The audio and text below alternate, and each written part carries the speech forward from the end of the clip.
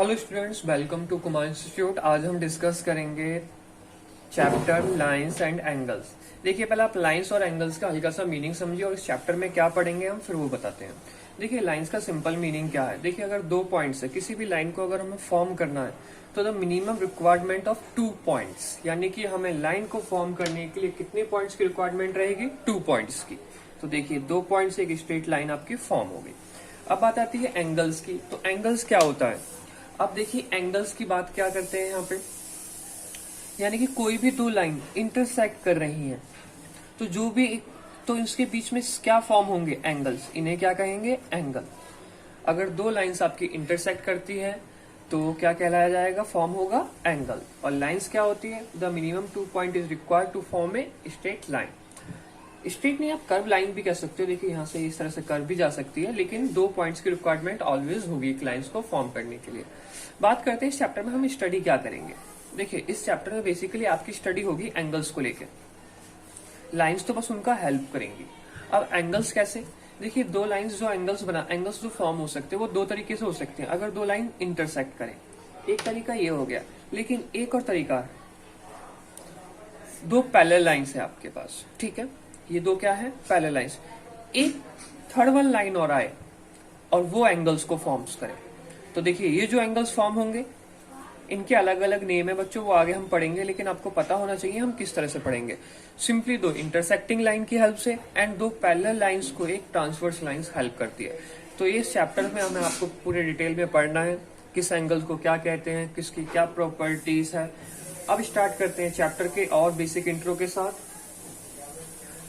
देखिए, सबसे पहले टर्म्स की बात आपकी, अब प्योर टर्म्स की बात करी जाएगी लाइन के लिए। लाइंस का बेसिक कंसेप्ट है क्या? देखिए, लाइंस की अगर बात करी जाए तो आप बच्चों ये समझिए, एक अनस्टॉपेबल थिंग है जो राइट और लेफ्ट दोनों ही डायरेक्शन में चलती जाएगी। वो क्या कहलाती है आपकी लाइन? ये याद रखिएगा, एरो। ये एरोस मेन है। अगर आप इन एरोस को नहीं लगाओगे तो लाइन नहीं कहलाई जाएगी। लाइंस का मीनिंग ये है कि left hand side, right hand side या अप एंड टॉप, किसी भी दो डायरेक्शन में वो क्या रहे? इनफाइनाइटली स्ट्रेटली चलती रहे। तो ये क्या है? लाइन। सपोज इसे नाम दे रहे हैं हम ए बी।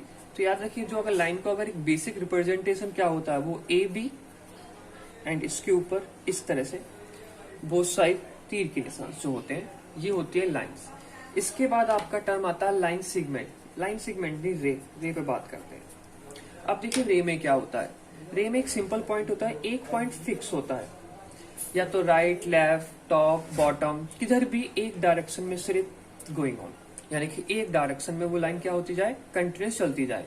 तो लाइन कन्वर्ट हो जाती है आपकी रे में, और रे की रिप्रेजेंटेशन होती है इस तरह से। देखिए, सिर्फ एक तरफ। अब उसके बाद आता है आपका line segment, third point, line segment.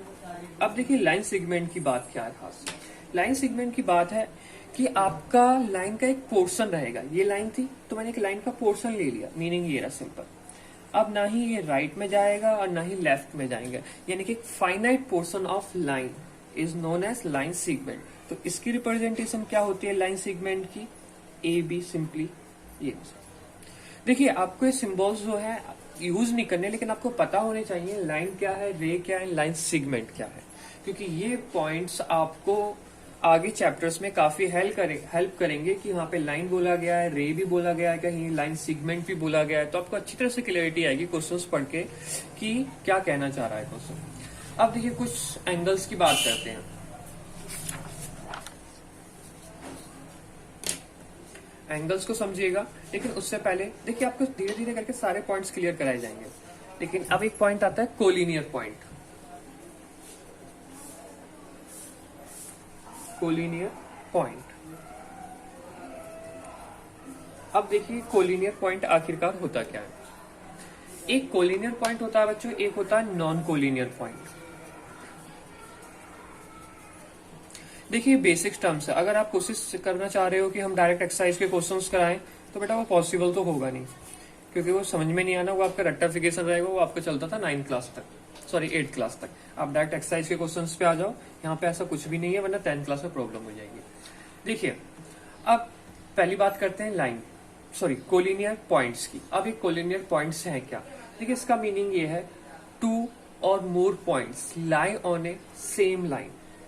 Meaning ये समझ लीजिए, दो या दो से ज्यादा पॉइंट्स किस पे रिप्रेजेंट हो? एक लाइंस पे। थ्री और मोर, याद रखिए टू की बात नहीं हो रही है, थ्री और more. Suppose this is point A, this point is B, this point is C. या फिर मैं आपसे ये कहता हूं, देखिए समझिए, ये एक पॉइंट है, ये एक पॉइंट, ये एक point, this is A, this is B and this is C. तो देखिए यहां से एक लाइन जा सकती है इस तरह से, इस तरह से एक लाइन ये जा सकती है, इस तरह से एक लाइन ये जा सकती है। क्या एक लाइन पे, किसी भी लाइन पे, ये BC लाइन, AC लाइन और AB लाइन पे तीन से ज्यादा पॉइंट्स हैं? थ्री या मोर देन थ्री। लॉजिक क्या है हमारा? थ्री और मोर देन थ्री पॉइंट्स।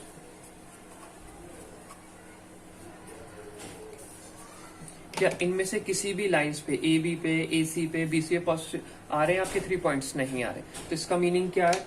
ये कोलिनियर लाइंस नहीं है कोई सी भी। लेकिन इस लाइन में क्या है? ABC, थ्री पॉइंट्स हैं एक ही लाइन पे। तो इस लाइन को हम क्या कहेंगे? सपोज L दिया हमने इसको नाम, बेसिकली आप समझ लीजिए शॉर्ट नेम क्यों दिया है। L दिया है हमने नाम, तो यानी कि L क्या हो जाएगा? इस कोलिनियर पॉइंट्स, यानी कि L is a line and ABC are collinear points. Logic समझिए इसका मीनिंग क्या है? A, B and C are collinear points. Meaning ये है कि कोई भी तीन पॉइंट्स आपको एक स्ट्रेट लाइन देते हैं, कर्व लाइन नहीं, स्ट्रेट लाइन देते हैं, तो पॉइंट्स क्या कहलाए जाएंगे? Collinear point. अब बात आती है नॉन कोलिनियर पॉइंट्स की। तो नॉन कोलिनियर को बच्चों आप ये समझ लीजिए, ये चलिए फिर से लेते हैं थोड़ा सा, A पॉइंट, B पॉइंट और ये C पॉइंट। बात वही है, यही डायग्राम है आपके लिए। अगर आप देखिए कोई सी भी लाइन ड्रॉ करिए, AB, सपोज ये C पॉइंट, AC एंड ये BC लाइन। किसी भी लाइन पे दो या दो से ज्यादा पॉइंट्स नहीं है, दो। देखिए ऐसे तो बच्चों इस लाइन पे इनफाइनाइट पॉइंट्स है, ऐसी भी बात नहीं है। अगर मैं आपसे सिंपली बोलूं एक लाइन ड्रॉ करी गई है तो उसपे नंबर ऑफ इनफाइनाइट पॉइंट्स हैं, लेकिन हम यहाँ पे क्या बात कर रहे हैं? स्पेसिफाई गिवन पॉइंट्स की। तो अगर हमें तीन पॉइंट दिए गए हैं और वो एक लाइन पे आते हैं, जैसे कि चलिए और इजी भी में लेते हैं, ये A पॉइंट आ गया, ये B पॉइंट आ गया, लेकिन C पॉइंट आया इससे ऊपर, तो ABC are not collinear point. अगर ये तीनों पॉइंट एक ही लाइन पर रिप्रेजेंट करे जाए तो हम इन तीन पॉइंट्स को क्या कहेंगे? कोलिनियर पॉइंट्स कहेंगे। अदरवाइज ये कोलिनियर पॉइंट्स नहीं है। तो हम क्या लिख सकते हैं? A, B and C are not collinear points. आप ये समझिए, अगर ये कोलिनियर है, अगर कोलिनियर नहीं है तो अदरवाइज क्या हो जाएंगे? वो नॉन कोलिनियर पॉइंट। ये चीज क्लियर होगी? चलिए आगे बढ़ते हैं हम। अब देखिए एंगल्स की बात फिर कर रहे हैं हम।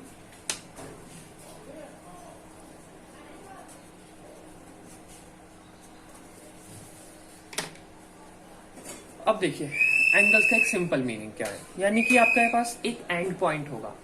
देखिए यहां पर समझिएगा, ये क्या थी आपकी? रे। क्योंकि अगर आपके सपोज यहां से ऐसे गया, इस पॉइंट से, A पॉइंट से, ये क्या हो गया? B और ये क्या हो गया? C। अभी आपको हमने बता दिया था लाइन का मीनिंग क्या है? Both direction. रे का मीनिंग क्या है? सिर्फ एक डायरेक्शन। और सेगमेंट का मीनिंग क्या है? सिर्फ एक पोर्शन। ठीक है, तो ये A पॉइंट से इस तरफ भी जा रहा है, इस तरफ भी जा रहा है, तो मीनिंग क्या है? इस तरफ जाने का मतलब रे है, ये भी क्या है? रे है। देखिए बेसिक डिफरेंस ज्यादा नहीं रहेगा आपको क्वेश्चंस करते समय, लेकिन एक लॉजिकल डिफरेंस को समझने की कोशिश हमेशा करिएगा। तो एंगल्स की बात करते हैं। तो देखिए एंगल्स क्या है? जो भी कोई दो लाइन आपके एक एंड पॉइंट को दे, मीनिंग क्या है? लाइन नहीं बोली जाएंगी यहाँ पे, रे ही बोली जाएंगी बच्चों, क्योंकि ये है रे ही। कोई भी दो रे एक पॉइंट से स्टार्ट होती है, यानी कि उनसे क्या कहेंगे हम? And point. और उस एंड पॉइंट पे जो बनेगा वो क्या रहेगा? आपका एक एंगल। ये क्या रहा? एंड पॉइंट्स पे एंगल। उसी तरह से बात आती है आर्म्स की। तो देखिए ये तो हो गया एंगल। आर्म्स क्या होते हैं? जो भी दो रे मिलके बनाती हैं, जैसे कि ये AC, AB, तो इनको क्या कहते हैं? आर्म। अब एक थर्ड पॉइंट आता है वर्टेक्स। अब वर्टेक्स को भी समझिए। वर्टेक्स क्या होता है? जो ये एंड पॉइंट है, ये देखिए जो एंड पॉइंट है, ये वाला एंड पॉइंट ए, इसको कहते हैं हम वर्टेक्स। एंगल्स क्या है? दो रेज के बीच का एक एंड पॉइंट, लेकिन वो एंड पॉइंट क्या कहलाता है? वर्टेक्स। और जो मिलके बनाता है एंगल्स को वो क्या कहलाता है? आर्क। ये चीज क्लियर हो गई होगी आपकी अच्छी तरह से। ये थी एंगल्स की बात। अब इसमें एंगल्स बहुत सारे डिवाइड होते हैं। हम पहले एंगल्स को लेते हैं। देखिए फर्स्ट वन एंगल है आपके लिए एक्यूट एंगल। अब समझिए एक्यूट एंगल की खास बात क्या है। देखिए इसकी सबसे खास बात क्या रहेगी, इसमें एंगल मोर देन रहेगा 0 डिग्री एंड लेस देन रहेगा 90 डिग्री। अब इसे मैं एक स्टैंडर्ड वर्ड में भी लिख सकता हूं। सपोज एंगल ए है, ये क्या है? Less than 90 degree and more than क्या है? 0 डिग्री। यानी कि कोई भी एंगल जो क्या रहे? 0 से ज्यादा रहे और आपका 90 से कम रहे, वो एंगल ऑलवेज क्या कहलाता है? Acute angle. तो यहां से हम मेजर करते हैं एंगल्स को और यहां तक हम देखेंगे 0 से ज्यादा और 90 से कम है, तो ये क्या हो गया? Acute angle. अब सपोज अगर ये गलती से भी 90 हो जाए तो क्या कहा जाएगा? तो उसको कहा जाता है राइट एंगल। Right angle. देखिए एंगल्स को आप एक्स से रिप्रेजेंट करिए, वाई से करिए, थीटा से करिए, कोई प्रॉब्लम नहीं है। तो यहाँ पे हम किसी से भी कर सकते हैं बच्चों, एक ही बात है। लेकिन राइट एंगल का मतलब क्या होता है? 90 डिग्री। अब आपका एंगल फिक्स क्या हो जाए? 90 डिग्री। और 90 डिग्री एक सिंबल होता है इस तरह से, ये स्पेसिफाइड सिंबल सिर्फ यूज करा जाता है 90 डिग्री। अगर आपको एनसीईआरटी किसी भी बुक के क्वेश्चन में एंगल नहीं गिवन है और इस तरह का साइन है, तो आप ऑब्वियसली समझ जाइएगा ये एंगल कितना है? 90 डिग्री एंगल है।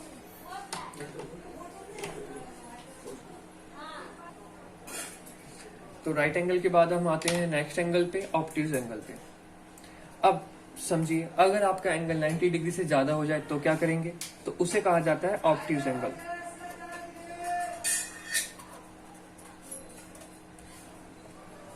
तो देखिए यहाँ पे क्या कैसे लिख सकते हैं? एक एंगल मान लिया हमने x, वो क्या रहेगा? More than 180 degree, sorry less than 180 degree and more than 90 degree. हम 90 भी नहीं बोलेंगे, आपको पता है 90 क्या रहता है? राइट एंगल होता है। 90 से कम क्या रहता है? Acute angle. लेकिन 90 से ज्यादा और 180 से कम तो क्या कहलाया जाएगा? आपका ऑब्ट्यूज एंगल। सॉरी गलत होगी लाइन। देखिए तो ऑब्ट्यूज एंगल किस तरह से रहेगा? और याद रखिएगा एंगल्स ऑलवेज जो बनाए जाते हैं वो रेज से बनाए जाते हैं, लाइन सेगमेंट से भी नहीं बनाए जाते और ना ही लाइन से बनाए जाते, क्योंकि एक पॉइंट्स पे एंड है और एक तरफ जा रहा है, तो ये एंगल फॉर्म हुआ इस तरह से। तो ये कितना हो गया? x, और x ज्यादा रहेगा 90 से और 180 से कम, तो इसे क्या कहेंगे हम? Obtuse angle. इसके बाद नेक्स्ट पे आते हैं बच्चों। ऑब्ट्यूज एंगल के बाद आता है अगर मानिए कि ये एंगल 180 हो जाए, यानी कि एंगल 180 हो जाए तो उसे कहते हैं हम स्ट्रेट एंगल। और आपको स्ट्रेट का मीनिंग भी पता है, एक सिंपल स्ट्रेट लाइन होती है। तो देखिए यानी कि यहाँ पे x स्पेसिफाई कितना रहेगा? 180 डिग्री। तो ये सिंपल स्ट्रेट लाइन। अब आप कहोगे ये तो लाइन नहीं है, रे है, सॉरी लाइन है, ये रे नहीं है। तो देखिए ये रहा एक फिक्स पॉइंट, जिसे हम क्या नाम दे सकते हैं? ओ बी सी, जो भी आप नाम देना चाहें, यहाँ पे दे सकते हो ओ एक्स, जो भी। तो ये फिक्स पॉइंट, और इस फिक्स पॉइंट से एक रे इस तरफ जा रही है और एक रे इस तरफ जा रही है, तो ये बेसिकली एंड पॉइंट ही है। और यहाँ पे जो एंगल बनेगा वो कितने का बनेगा? फिक्स 180 डिग्री का, और जिसे क्या कहा जाएगा? Straight angle. अब स्ट्रेट एंगल के बाद आगे चलते हैं। अगर आपका एंगल 180 से भी ज्यादा का हो जाए तो उसे क्या कहते हैं? उसे कहते हैं हम रिफ्लेक्स एंगल। अब रिफ्लेक्स एंगल की रिप्रेजेंटेशन आपको खास तौर पर ध्यान रखनी पड़ेगी, क्योंकि इसमें आप गलती कर सकते हो। देखिए reflex angle, this is fifth one.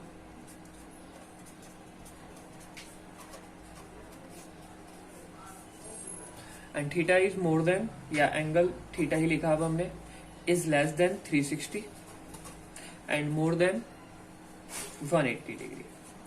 तो देखिए कैसे बनाया जाएगा, ध्यान से समझिएगा। एक रे आपकी एरी, ये फिक्स पॉइंट ओ, ठीक है, और ये है साइड ए। एक दूसरी रे ले रहे हैं, ये रे, ये रहा बी, अब यहाँ पे देखिए, अगर आप इस एंगल को बनाते हो तो ये क्या है, ये तो एक्यूट एंगल है, साफ साफ दिख रहा है 90 से कम है। लेकिन नहीं, हमारा जो यहाँ पे फॉर्म होना है इस लाइन से, इस लाइन को हमें एक ओरिजिन मानना पड़ता है, रेफरेंस मान सकते हो। तो इस लाइन से देखिए यहाँ तक के लिए, और एंगल ऑलवेज जो आप बनाते हो वो दो पैटर्न में बनाते हो, क्लॉकवाइज एंटी क्लॉकवाइज। लेकिन आपके जो 9th क्लास में वो बेसिकली किस पे है, एंटी क्लॉकवाइज। तो देखिए ये एंगल कितने का बना है, आपको साफ क्लियर हो रहा है, ये 180 से ज्यादा का है एंड 360 से कम का है। तो ये क्या हो गया आपका, रिफ्लेक्स। देखिए ये रिफ्लेक्स है। अगर कहा जाए आपसे ये एंगल कौन सा है, ये एंगल है आपका एक्यूट। ये कौन सा एंगल है, acute angle, sorry acute angle. तो आपको रिफ्लेक्स एंगल और एक्यूट एंगल में डिफरेंस मीनिंग क्लियर हो गया होगा। अब इसके बाद देखिए तो बहुत ही इंपॉर्टेंट पॉइंट्स आते हैं जो आपके काफी यूज होंगे, complementary angle and supplementary angle.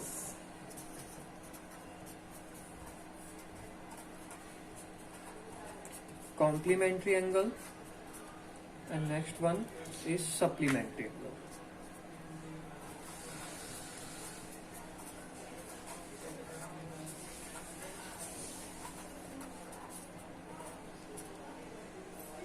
अब देखिए कॉम्प्लीमेंट्री एंगल और सप्लीमेंट्री एंगल्स का मीनिंग क्या।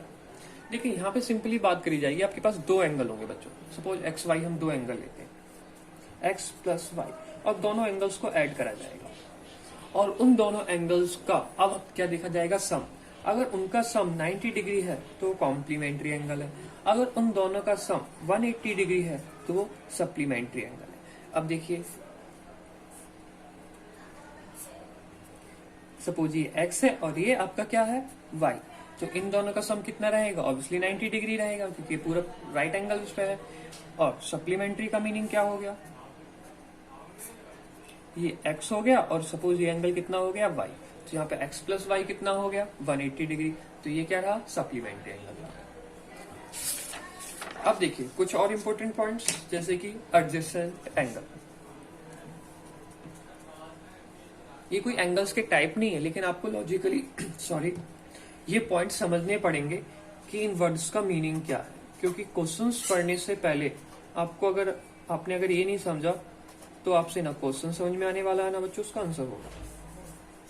Adjacent angle, sorry adjacent angle, इसका मीनिंग क्या होता है उसको समझिए।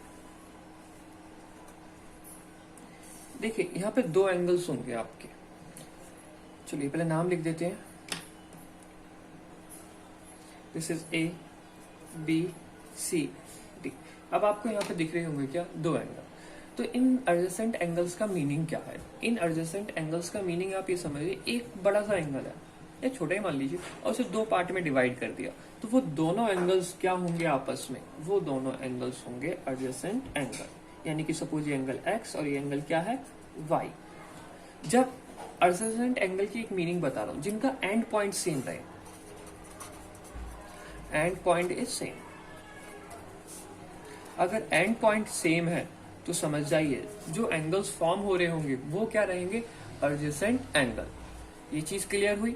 लेकिन देखिए अभी एंड पॉइंट की एक खास बात है कि ये डेफिनेशन सब पे एप्लीकेबल नहीं होने वाली है, लेकिन आप इतना याद रखिएगा 180 से कम भी रहेगा, ठीक है। देखिए कैसे, चलिए एक और बताते हैं आपको, लीनियर पेयर, जब और क्लियर होगा।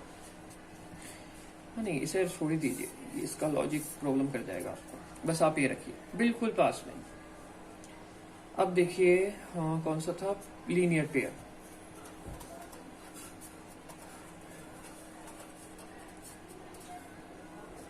ऑफ एंगल्स, तो लीनियर पेयर ऑफ एंगल की खास बात क्या है, ये एक स्ट्रेट लाइन है, हमने इसे कर दिया पार्ट में डिवाइड, तो क्या बन गया रे, तो एक एंगल आपका ये रहा x और ये एंगल एक रहा आपका y। तो देखिए यहाँ पे जो एंगल्स कौन सा, x एंड y क्या है, वो है लीनियर पेयर। यहाँ पे क्या है, x, y लीनियर पेयर है, और यहाँ पे क्या है, x, y कौन से एंगल है, एडजेसेंट एंगल। तो यहाँ से आपको डिफरेंस क्या पता लग रहा है, यहाँ से आपको सिंपल एक डिफरेंस ये पता लगेगा, लीनियर पेयर यानी कि ये फॉर्म होते हैं स्ट्रेट लाइन पे, ये कौन किस पे फॉर्म होते हैं, स्ट्रेट लाइन पे, लेकिन ये एडजेसेंट एंगल स्ट्रेट लाइन पे फॉर्म नहीं होते। अब थर्ड वन और आते हैं, उसको भी यही देखिए, वर्टिकली अपोजिट एंगल। अब देखिए वर्टिकली अपोजिट एंगल्स की बात क्या है, यहां पे सिंपली क्या होगा, दो लाइन इंटरसेक्ट करेंगी। देखिए ये एंगल है सपोज x, तो इसके जस्ट अपोजिट कौन सा एंगल है, हमने लिया y, तो एक्स वाई क्या रहेगा, वर्टिकल अपोजिट। लेकिन अगर हमने लिया सपोज ये एंगल है w और ये एंगल है z, डब्ल्यू जेड एंगल क्या रहेगा, डब्ल्यू जेड भी क्या रहेगा, वर्टिकल अपोजिट रहेगा, ये चीज समझिएगा आपको। लेकिन अगर मैं आपसे कहता हूं x और z क्या रहेगा, एक्स जेड कौन सा एंगल रहेगा, लीनियर पेयर एंगल। चलिए अभी वर्टिकल की बात करते हैं, ज्यादा कॉम्प्लिकेटेड नहीं करते। वर्टिकल का मतलब है एक के जस्ट अपोजिट, मीनिंग क्या है, इसके जस्ट अपोजिट कौन सा है, ये वाला। तो ये एक्स और वाई क्या रहेंगे, वर्टिकल अपोजिट रहेंगे।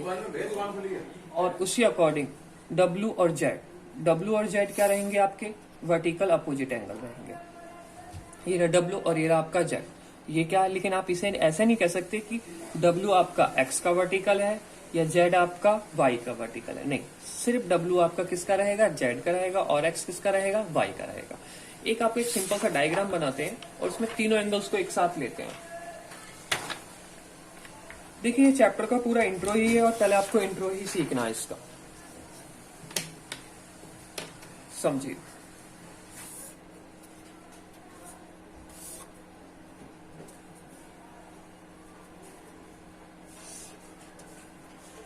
अब देखिए यहां पे हम लिख रहे हैं this is X, this one is Y, this is Z. एक और लेते हैं,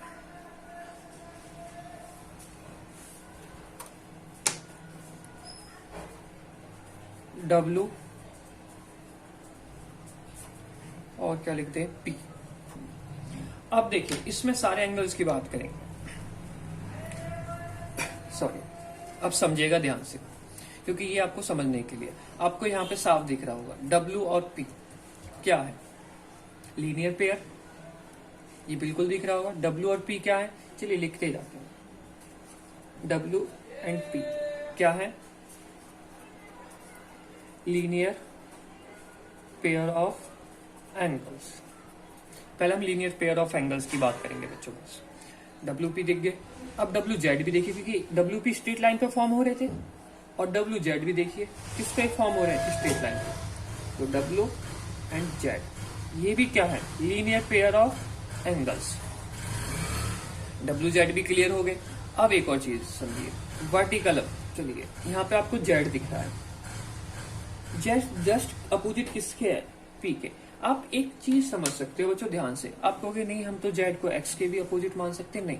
देखिए इस ये लाइन और ये लाइन क्रॉस करते हैं, ये दोनों लाइंस क्या बना रही हैं, जेड बना रही है, तो इन दोनों लाइन को एक्सटेंड करो, ये एक्सटेंड होगी, इस पे क्रॉस कर दो, इस लाइन को एक्सटेंड करो, तो देखिए कौन सा एंगल आया, उन्हीं दो क्रॉस लाइन के बीच में पी एंगल आया।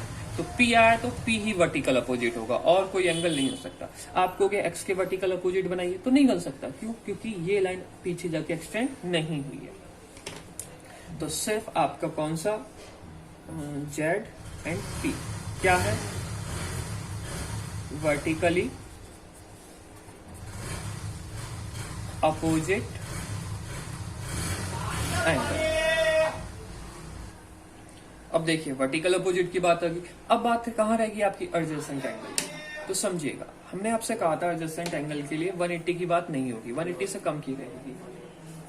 तो 180 से जो कम की रहेगी, तो देखिए ये लाइन जिसपे क्रॉस बना हुआ और ये लाइन, ये दोनों लाइन क्या है, 180 से कम की है, और इनके बीच में क्या आ रहा है, एक्स कॉमा वाई। तो एक्स कॉमा वाई क्या हो गया,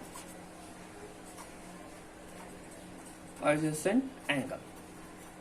और उसी अकॉर्डिंग ये देखिए, ये क्रॉस लाइन और इस लाइन को देखिए, ये क्या है, कम है 180 से, तो जेड और वाई को भी हम क्या कह सकते हैं, एडजेसेंट एंगल कह सकते हैं। लेकिन अगर आप सोचना चाहो कि डब्ल्यू और पी को कह सकते हैं, बिल्कुल नहीं, क्योंकि ये स्ट्रेट लाइन पे है।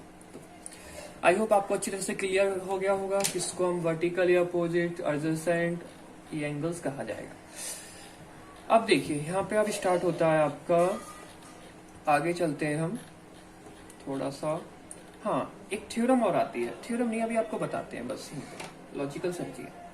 जितने भी वर्टिकल अपोजिट एंगल्स होंगे वो एक साथ और रहेंगे, जो जेड होगा वही क्या रहेगा, पी रहेगा। यानी कि वर्टिकल अपोजिट एंगल ऑलवेज क्या रहते हैं, इक्वल। अगर जेड 30 डिग्री है तो पी भी क्या रहेगा, 30 डिग्री। अगर जेड 60 डिग्री है तो पी भी क्या रहेगा, 60 डिग्री रहेगा। वर्टिकल अपोजिट की मीनिंग क्या है, वर्टिकली अपोजिट। मैं एक वर्ड और लगा देता हूँ यहाँ पे आप समझने के लिए, वैसे लगा हुआ नहीं है बुक्स में, इक्वल, क्योंकि बुक्स से जरूरी नहीं है सब कुछ समझा जाए। वर्टिकली अपोजिट इक्वल है, मीनिंग क्या है, वर्टिकल एंगल है तो वो क्या रहेंगे, ऑलवेज इक्वल रहेंगे। ये चीज आपको अच्छी तरह से समझ में आ गई होगी। हाँ, तो देखिए अब हम स्टार्ट करते हैं अपनी एक्सरसाइज 6.1